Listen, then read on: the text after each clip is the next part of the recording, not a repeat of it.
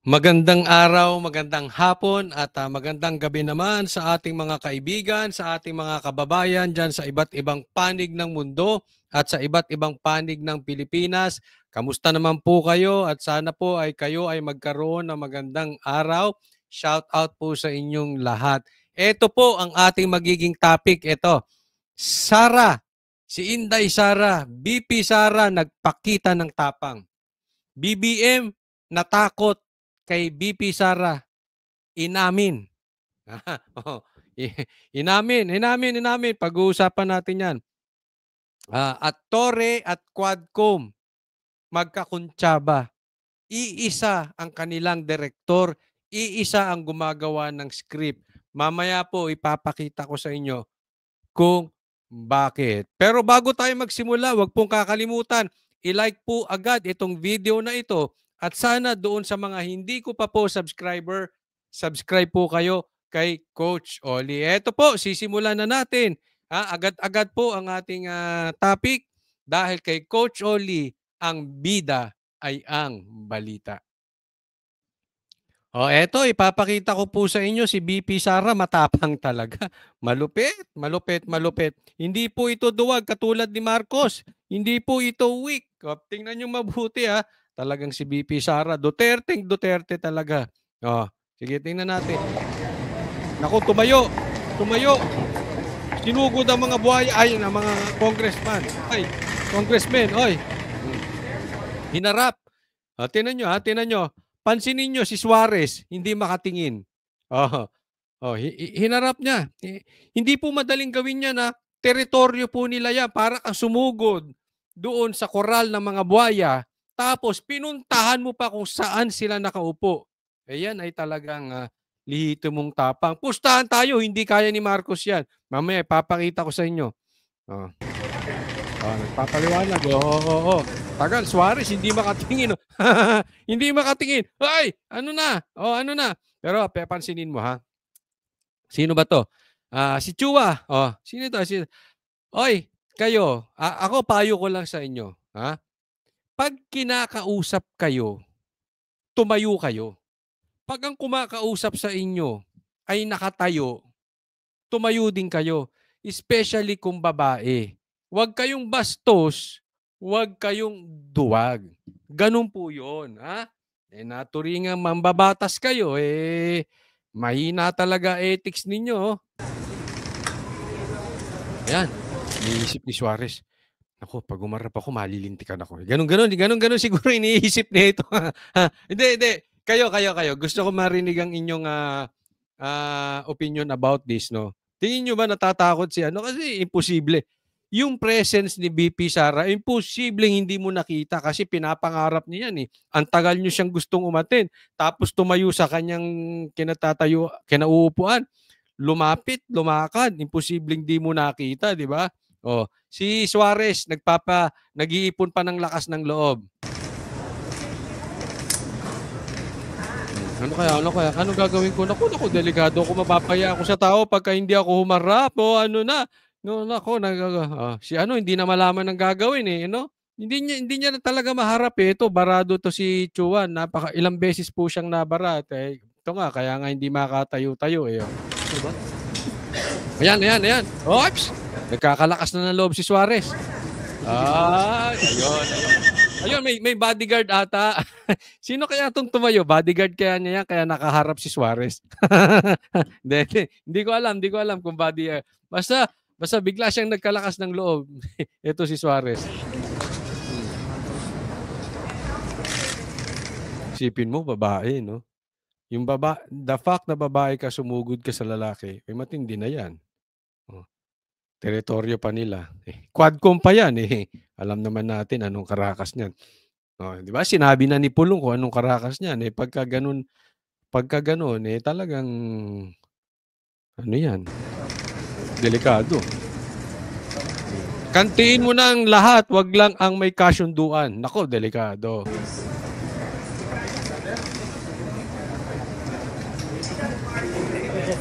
Ayun, si ano, hindi rin makaharap. Si Dan Fernandez.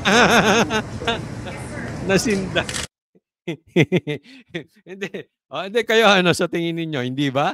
Di ba? Hindi sila makaano. Si Suarez, nakaipon lang ng lakas. Si Dan Fernandez ay hindi rin nakaharap. Anyway, tingnan natin to. Usapang duwag. Ito pa, isang duwag. Pakinggan natin ang speech nitong duwag, nitong presidente na ito.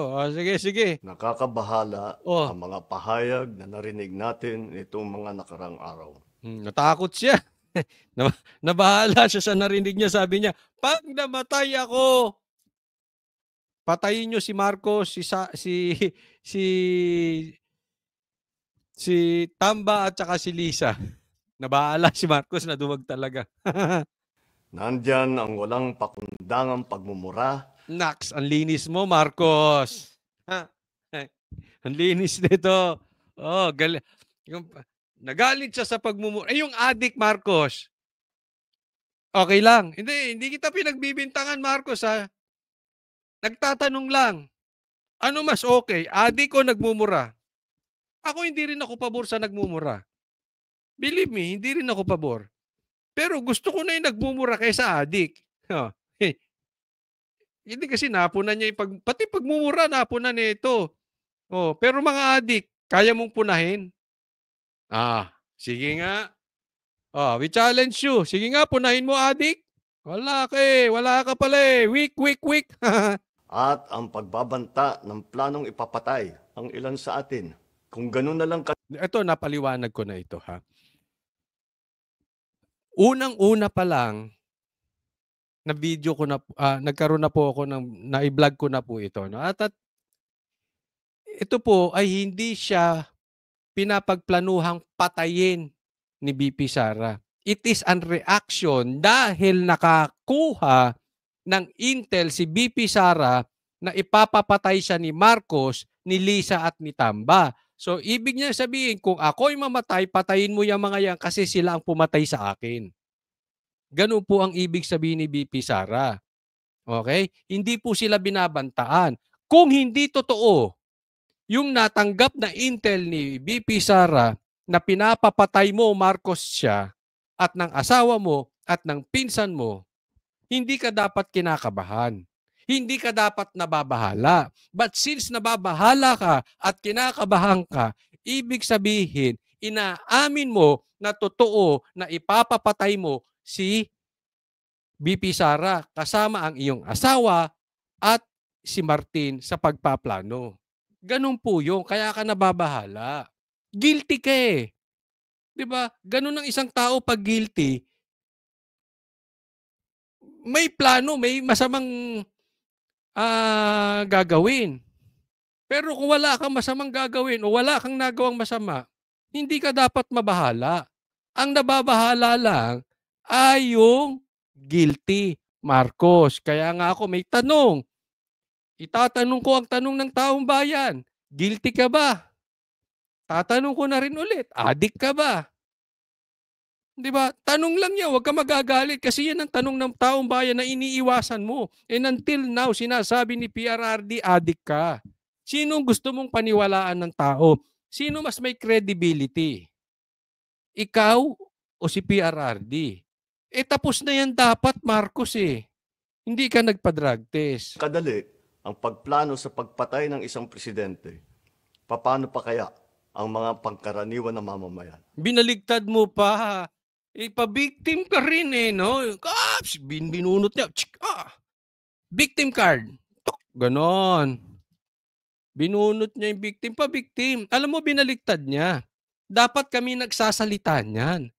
Kung nagawa nyo kay Pastor Kibuloy, na maraming miyembro, kung nagawa nyo kay Vice President Sara, na mataas ang katungkulan, pumapangalawa sa'yo, na tinulungan ka, ganun din si Pastor, tinulungan ka.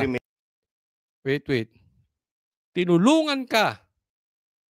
Yet trinaydor nyo. Diba? Kung kaya nyong gawin sa mga kaibigan ninyo at sa matataas ang posisyon at may kakayanan, paano pa kami? Kami ang dapat nagsasabi niyan. Hindi ikaw, Marcos. Mali ang kuha mo. Kahit sinong abogado tanungin mo, mali ang konteksto mo doon sa threat. Maling-mali. Unless ang kakausapin mo yung mga vlogger mong bugok. Or unless yung kakausapin mo yung mga naniniwala sa yung panatiko. Tanungin mo yung nasa gitna ng mga abogado. Sasabihin nila mali ka. karaniwan na mamamayan. Yung ganyang kriminal na pagtatangka ay hindi dapat pinapalampas. Yan ay aking papalagan. Nyaks naman ang tapang. Kinabahan si VP Sara niyan. Hindi yan dapat pinapalagpas. Hindi, yan ay aking papalagan. Baka mamaya inaaway ka lang ng asawa mo, ha? Hoy! Hindi ka ba magsasalita? Ang dami na sinabi ni VP Sara, ikaw tahimik pa rin. Inaabot ka na ng weekend, hindi ka pa rin nagsasalita. Ano ka, papakalalaki ka ba? Hindi. Nire-reactment ko lang, ha? O, hindi. Nagtatanong, ganyan ba sinabi sa'yo? Kaya ngayon, bigla mong papalagan. O, palagan mo ng lahat. Ha? Huwag ka lang anuhin ng asawa. Hindi, nagtatanong, hindi ako nagbibintang, ha, Marcos? Hindi po, ha? Ay, isa sa iyo yan, kung maniniwala ka. Pero nagtatanong lang. Pero ito, tanong ko sa'yo, Marcos, sana naman magpakalalaki ka. Asaan ang tapang mo? Ha? Ganyan ka, puro ka ganyan. Ha? Yung recorded, yung may binabasa. Ganyan din si Tamba, may binabasa. Bakit hindi nyo gayahin si PRRD? Live, press con. Duwag ka, hindi mo kaya yon. Hello? May papalagang ka pa dyan, ang tapang-tapangan. Bakit hindi ka mag-live press con? Patawag mo lahat na magkatanungan. Ba't ka nagtatago sa ganyang speech? Kasama mo si Martin, kayo magpinsan, duwag. Ano? Basa. Pumunta si VP Sara dyan sa Congress. Di sana nagpakita siya. Meron pala siyang sasabihin eh. Ba't hindi siya nagpakita ron? Di sana doon ka nagsalita. Doon nagsalita si Martin. Sabay pa kayo eh. Diba? Nagsalita siya, nagbigay ka rin ng ganyan. Inaabot kayo, tinapos nyo weekend. Nag-ipon pa kayo ng lakas ng loob. Alam mo kung ako kay Martin, dapat ando doon na sa teritoryo niya si VP Sara, sumulpot siya ron. Nanggalangin siya ng taong bayan, may tapang. Yung ginawa ni VP Sara, lumapit pa nga doon eh. Yun na may tapang. Ikaw naman, dapat ginawa mo yung ginagawa ni PRRD. Live press con. May nagtatanong, live. Yung mga nagtatanong sa kanya matitindi. Hindi ikaw ganyang scripted. Wala ka talaga. Weak ka talaga, Marcos. As a democratic country, we need to uphold the rule of law. Ako nagsalita. We need to uphold the rule of law. Nagsalita ang sumusunod sa batas. Asan? Yung flood control projects. Hello? Asan yung drug test? Yan yung sinasabi ni PRRD. Bangag ka. Kanina lang nag-press con siya. Hindi ka re-respetuhin ng tao sa ganyang bigla ka lang magre-record tapos sasabihin mo, di sana sumarap ka sa media. And until magpa-drug test ka, Marcos, walang maniniwala sa sinasabi mo. Hindi po kita pinagbibintang ang adik.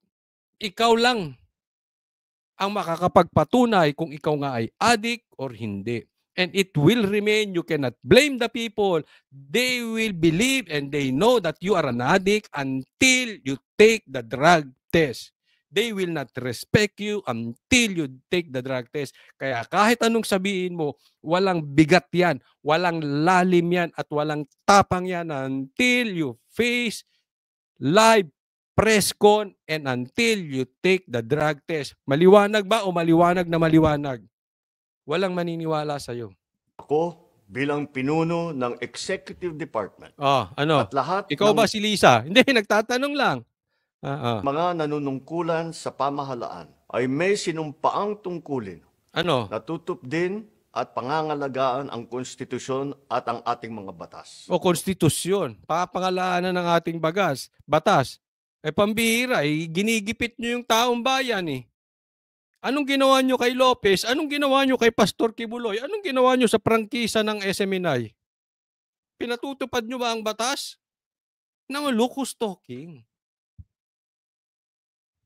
Kaya hindi tama ang pagpigil sa mga halal ng bayan sa paghahanap ng katotohanan. Hindi Tingnan mo. Naghahanap ng katotohanan. Hinanapan nyo ng confidential funds si BP Sara, ikaw. Asa ng confidential funds mo? Kaya mong buksan? Saan napunta ang Maharlika funds? Hello? Yung sinasabi ni PRRD, ang daming nawawalang pera. Sa PhilHealth, asan? Sige nga. Tingnan mo ito. Napakalinis mo, Marcos eh. na sanang hahantong sa ganitong drama kung sasagutin lamang ang mga lehitimong katanungan sa Senado at sa House of Representatives. Ang katotohanan ay hindi dapat itokhang. Tapos na sana ang usapang ito kung tutuparin lamang ang sinumpaang panata na bilang lingkod bayan ay magsabi ng totoo at hindi hahadlangan. Imbis na diretsahang sagot, nililihis pa sa kwentong chicheria. Yun. May pasaring ka pang ganyan. Sigurado ka dyan? Marcos, sigurado ka sa mga pasaring mong ganyan? Baka hindi ka makasabay kay BP Sara at tumago ka dyan sa recording mo.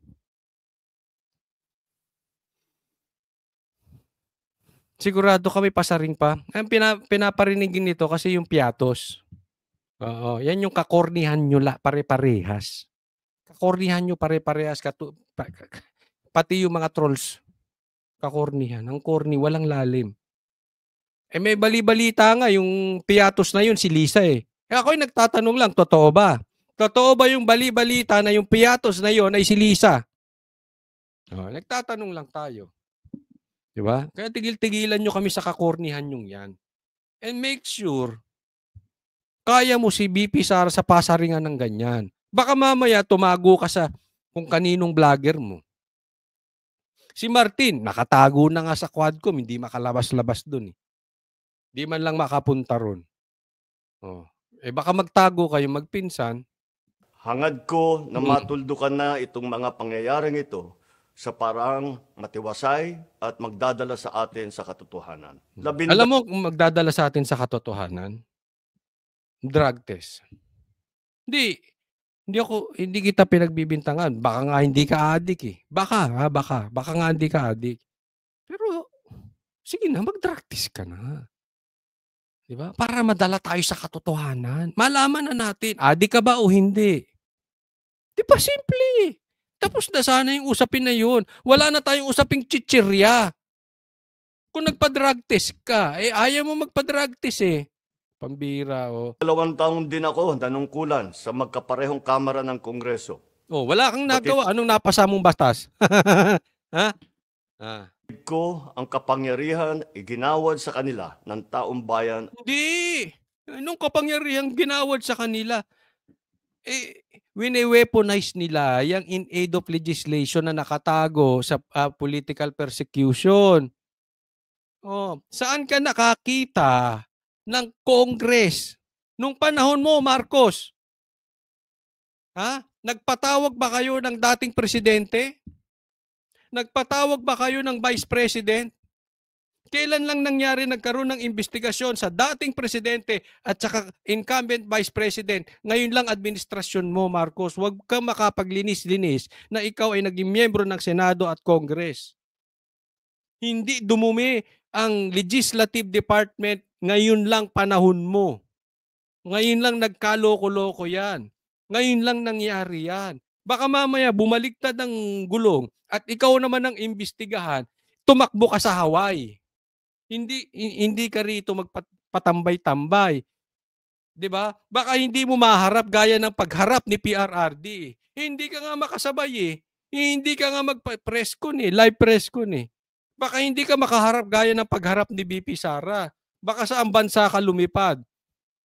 Nagtatanong lang, kaya mo ba kung sakaling bumaliktad ang gulong? Ikaw naman ay nasa ilalim. Tandaan mo, matatapas din ang iyong termino.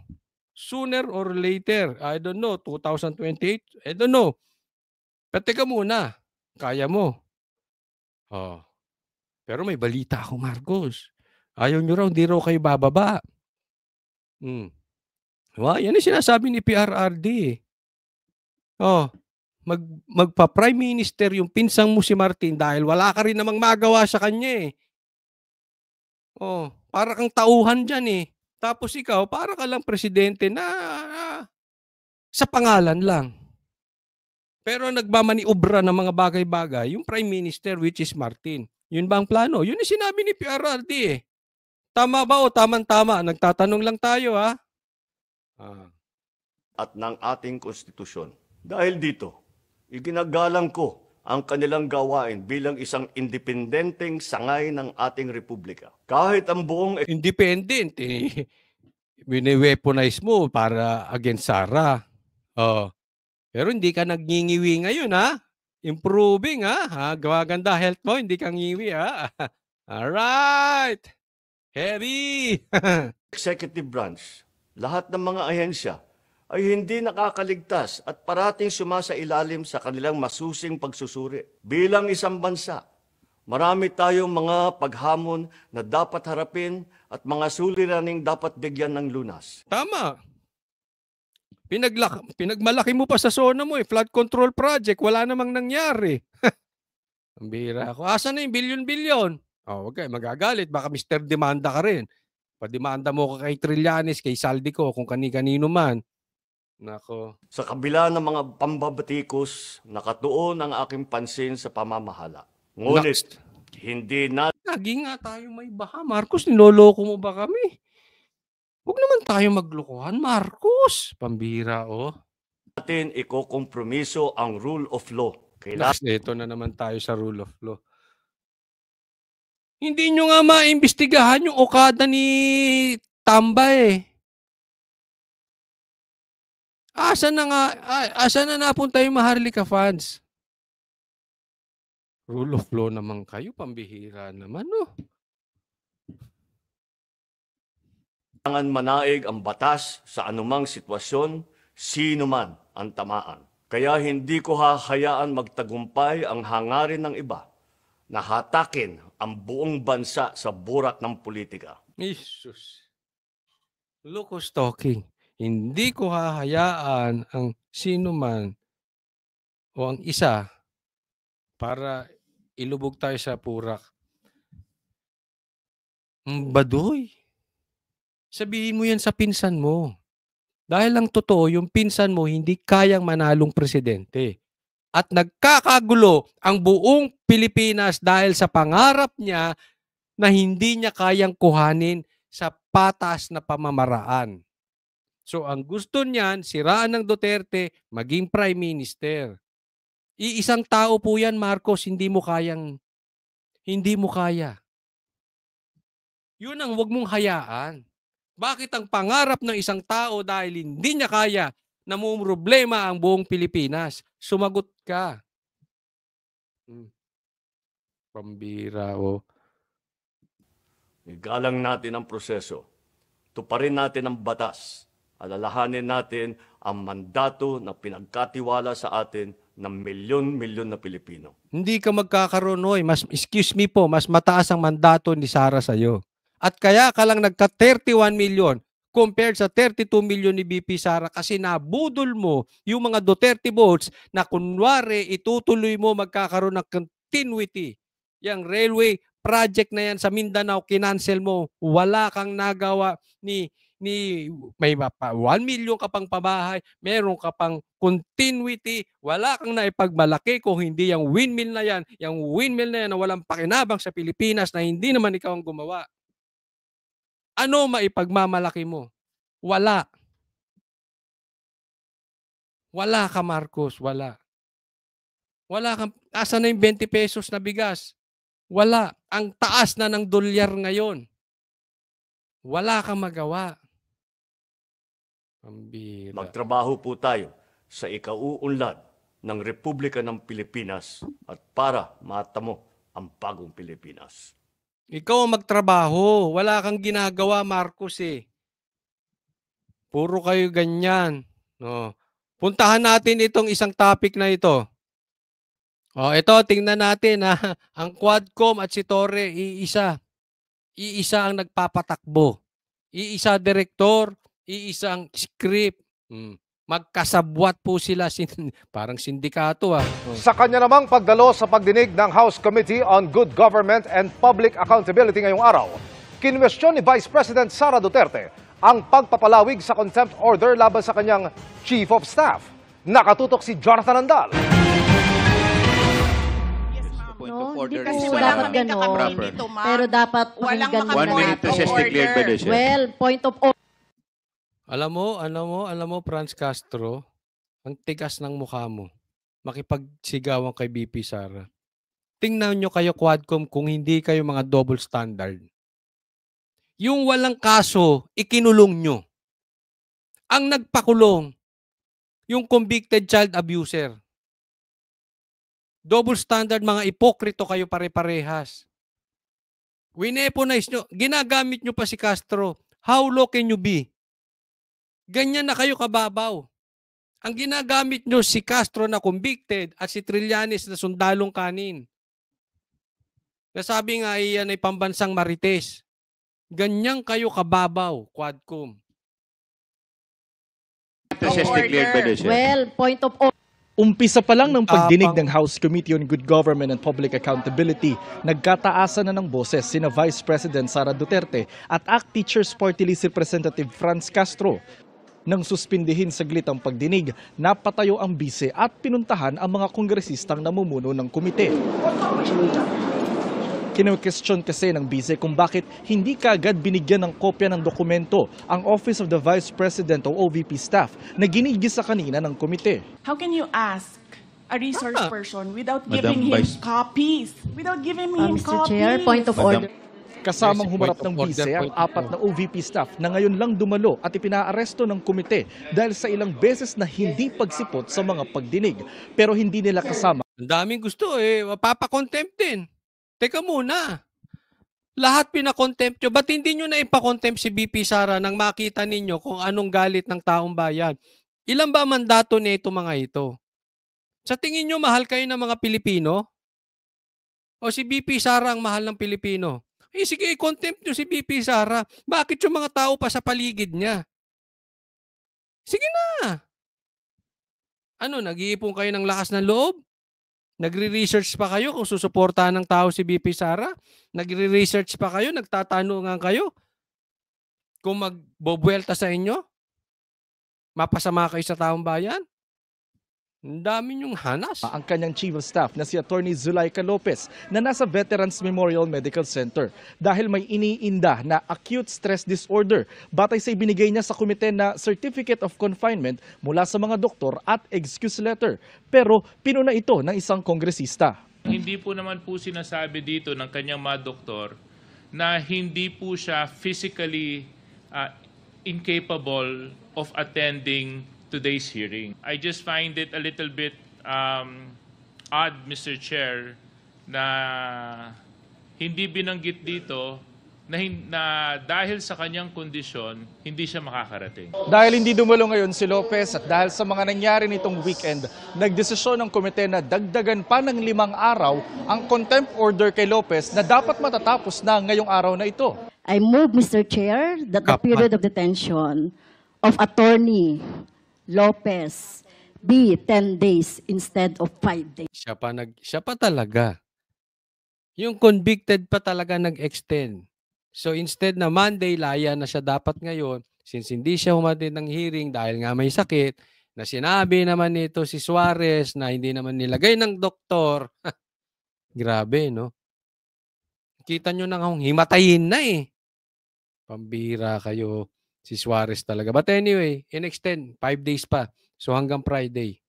Kasi hindi na siya makaka-attend ngayon, ano? Linis mo, Castro. Talagang so nakita Ang naman linis natin mo, sa ang history linis mo. nung kanyang evasive attitude, Tagalogin mo na. behavior, at itong kinreate niya na sinasabi niya na nagpagsisinungaling niya na hindi naman siya hinaras or hindi naman siya na-barge yung kanyang yung room Na-barge. ay kasama na po yan. So yung lahat ng mga pangyayari.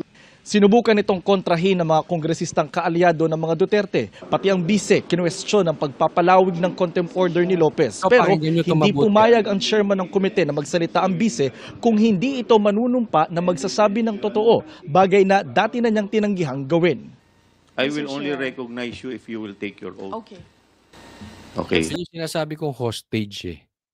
'Di ba? Meron silang gustong ipagawa kay Sara, hindi nila kayang pagawa. So anong gagawin? Ipitin yung nasa paligid. Marcos, yan ba yung rule of law? Bawal yan ah. Harassment yan. Ganyan din ginawa kay Pastor Kibuloy. Hindi nila mahuli. Hinaras yung mga taga KOJC, binabo yung katedral. Same na same. Bibigyan ko po kayo ng isa pa. Do this. Punto ng bise, bakit parurusahan si Lopez sa pagpapabitiw nito sa 4 na DepEd officials, gayong ang Pangulo ang tumatanggap ng resignation ng mga Assistant Secretary at Undersecretary, bilang ito rin ang appointing authority. Tinanong kita kanina, sino ang appointing authority? USEC ng ASEC. Anong sagot mo? Secretary. Hindi mo pa po- alam. Hindi pa po ako nagsumasagot. Hindi mo. Nakita kita, sumagot. Camera. Kita sumagot. Sinabi mo, Secretary. Chairman, motion to Hindi suspend niyo alam for 5 lahat minutes. One na minute ang reset. nag-a-appoint Oh. ay President. Ito 1-minute recess. Pagka merong punto na sinasabi si BP Sara, kukontrahin nila, iingayan nila, maingay para kunwari may away tapos 1-minute recess. Tapos hindi na makakasalita si Sara, si BP. Ganyan po yung style niyan. Ganon din kay PRRD. May sasabihin malalim si PRRD na maganda, hindi nila papayagan ko, kontrahin nila, so magkakasalitaan tapos 1-minute recess. 1 minute break. Yan ang style nyo. Kalaunan humupa ang tensyon at hiniling ng bise na i-reconsider ang pagpapalawig ng contempt order kay Lopez. You need to reconsider that extension of your detention. It was illegal in the first place. Oh, sabi niya ha, yung extension ng pag-contempt nyo, that is illegal. Actually, yung pagpakokontempt nyo kay Attorney Lopez na hinamatay na nalagay pa sa bingid ng danger yung kanyang kalusugan, that is illegal per se. Tapos in-extend nyo pa. Tingnan nyo ang sagot, toring-tore. You asked the President why he accepted the resignation. Kasi nga, ginaano siya, kaya siya kinontempt dahil bakit pinag-resign. Ito, presidente, inaccept ng presidente yung resignation. Yun eh.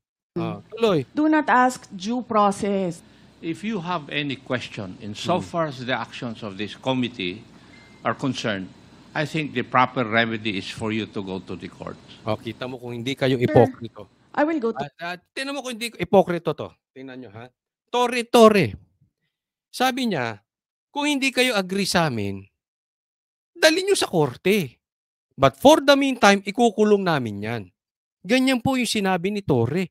No, libong-libong pulis papasok. Ang sabi, asa ng warrant nyo? Sinabi ni Atty. Torion, nung papasok pa lang sila sa KOJC, anong sabi ni Atty. Torion? Wala dito sa warrant nyo si Pastor Kibuloy. At wala dito yung lugar ng KOJC. Anong sinabi ni Torre? Nakalagay dyan elsewhere. Ang sabi, hindi po ibig sabihin ng elsewhere, pwede kayo manghula kung saan nyo hahanapin yung isang tao. Dapat yun, meron kayong specific na nilagay. Sabi ni Atty. Torion. Ano sagot ni Torre? Kung meron kayong reklamo, dalihin nyo sa korte.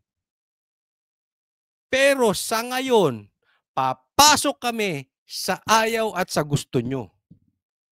Parehas na parehas, di ba? May reklamo ka, BP Sara. Sabi ni BP Sara, that is illegal. Anong sagot ni Akop? Iisa sila ng script, iisa sila ng director, iisa sila magkakuntsaba. Kung may reklamo kayo, dalahin nyo sa korte. Tingnan mo kung gaano kaloko itong mga ito. Ngayon, you are talking about courts. Dapat sinasabi nyo sa sarili niyo yun. Kung merong kasalanan si BP Sara, dalahin nyo sa korte. Bakit nyo dyan dinidinig? Wala kayong karapatang magkulong, wala kayong karapatang maghusga kung sila ay guilty or not guilty. Tell that to yourself. Kung may kasalanan si PRRD, hindi nyo dapat dyan dinala. Kung may reklamo kayo dun sa drug war, hindi nyo laging iniimbestigahan yung drug war. Dalahin nyo sa korte. You are hypocrites. Mga hipokrito kayo. Kayo pa magsasabi kung may reklamo kayo sa... Ang gusto nyo gisahin para makita ng taong bayan, siraan ng Duterte. At makaepal kayo. Ba't di mo masabi sa sarili mo? Ha? Dalhin nyo sa korte. Ito problema, yan yung sinasabi ni PRRD doon sa kanyang press con. Wala nang matakbuhan ng Pilipino. Yung sinasabi ni BP Sara, wala na tayong hustisya. Ang problema natin, hindi makikialam ang korte. Nakialam nga ang korte nun eh. Kay Torres sabi, umalis na kayo dyan. Hindi rin umalis si Torres sa compound ng KOJC. Hindi na sinusunod ng korte. Oh. Hindi tayo makakuha ng tulong kay Marcos. Dahil kakuntsaba niya si Tamba. Tingnan nyo nangyayari. Tapos sasabihin sa korte. Kung hindi ba naman kaipokritohan to? Court. Opo, pero Oo, that is pero your... araw-araw, you are depriving a person of her liberty. While Oo. Yan, yung sasabi ko. For the meantime, you are depriving the person of his liberty, ng kanyang kalayaan. Isipin mo, ikukulong. Ikukontempo, tapos sasabihin nyo lang, magsampa kayo sa korte. Si Torres sabi, sige, bababuyin namin yung katedral, mag-uukay kami dyan. Kung may reklamo kayo, magreklamo kayo sa korte. Tanong kung gaano kasakit yun. Gagawa sila ng illegal tapos sa korte. But for the meantime, people are suffering. Yan ang admin ni Marcos na hinahayaan niyang gawin ni Tamba. wait. That is precisely the point, ma'am. The- If our action of detaining your chief of staff is against the law, I think the proper remedy, and I think you're a lawyer, Yes, sir. the proper remedy is to go to the court. Kayo din. The proper remedies to go to the court, wag dyan. Baka double standard mo. Sir, do you really want to show the Filipino people kung anong kaalaman ninyo sa batas? That is the decision of the committee as a whole. Yan ang problema. Magkakakuntsaba kayo. Then of course, that is the decision of the committee as a whole. Lahat kayo pro...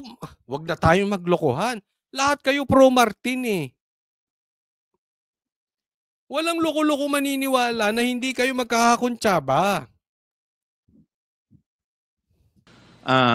Sana po respetuhin po ninyo. Tinutulungan ko lang kayo, sir, kasi napapahiya ang Pilipinas. Ganito ba ang House of Representatives? Sige, Mr. Chair ka ulit. Ito si Paduano, wala namang tinatanong to kundi si Mr. Mr. Chair, point of order, point of order. Parang yan ang trabaho nito rito, mambuli lang eh, no? Sana yung pambubuli mo may lalim. Para sa GMA Integrated. Nako. Ewan ko. Anyway, doon sa mga hindi ko pa po subscribe po kayo kay Coach Oli. At huwag pong kakalimutan, i-like po itong video na ito. Maraming salamat po para doon sa mga hindi pa nakakaalam. Kami pong Banateros ay may programa sa #1 mainstream media na hindi sumusuporta sa adik. Meron kami programa ang Banateros dyan sa SMNI Monday to Friday, 8 p.m. po. Maraming salamat po para sa Diyos at Pilipinas kung mahal. God bless everyone. Coach Oli po.